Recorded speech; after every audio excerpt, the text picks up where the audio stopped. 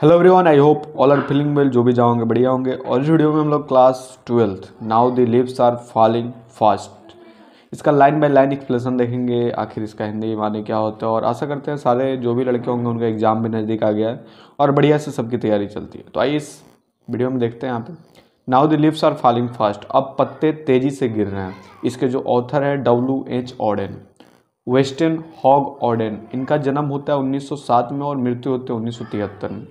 Who won the Pulitzer Prize in 1948 for his collection The Age of Anxiety, was a versatile and intellectually vigorous poet, verse dramatist, critic, translator and editor. Winston Hugh Odean का जन्म होता है 1907 में, 1973 में इनकी मृत्यु होती है।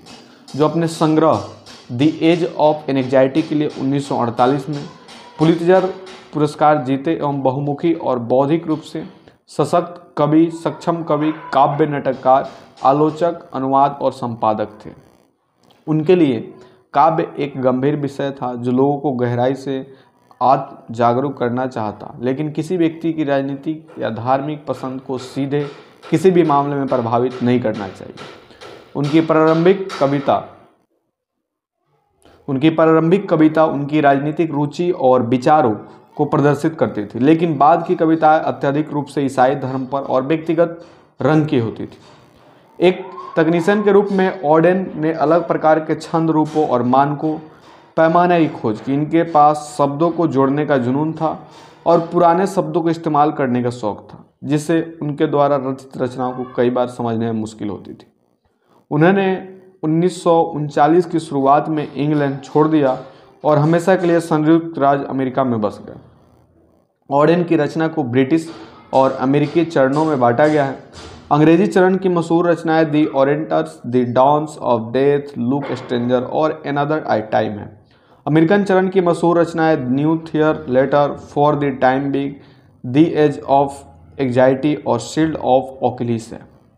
प्रस्तुत काव्य now the leaves are falling fast मानव जीवन में मौजूद कठिनाइयों को दर्शाती है, अभिलाषा जो पूरी नहीं होती और अकेलेपन की भाव दर्शाती है। इसमें प्रत्येक व्यक्ति जीवित रहता है और मर जाता है।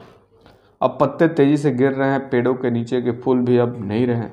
नर्सरी फूलों को सहयोग देने वाले पेड़ भी कब्र में जा चुके हैं और बच्चों के गाड़ियाँ खिलौने उन्हें रौंद दिए हैं।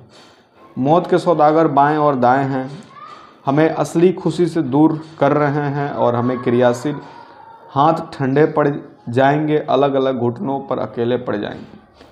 पहले भी सैकड़ों लोग मर चुके हैं, लकड़ी के ताबूत में हमारे रास्ते भी चल गए हैं।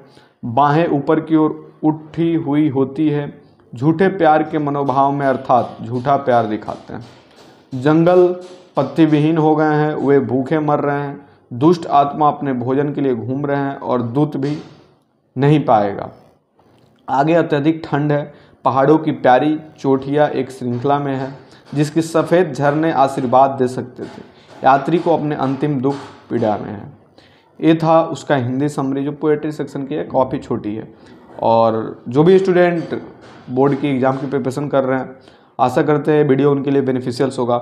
अगर कोई भी स्टोरी है, उस स्टोरी का अगर वो लोग क्या करते हैं कि अगर हिंदी समझ जाते हैं तो क्या होगा, बोर्ड के एग्ज़ाम में जो भी ऑब्जेक्टिव क्वेश्चन होंगे, ट्रू फॉल्स होंगे, जो कुछ भी होगा वो सारे कर सकते हैं।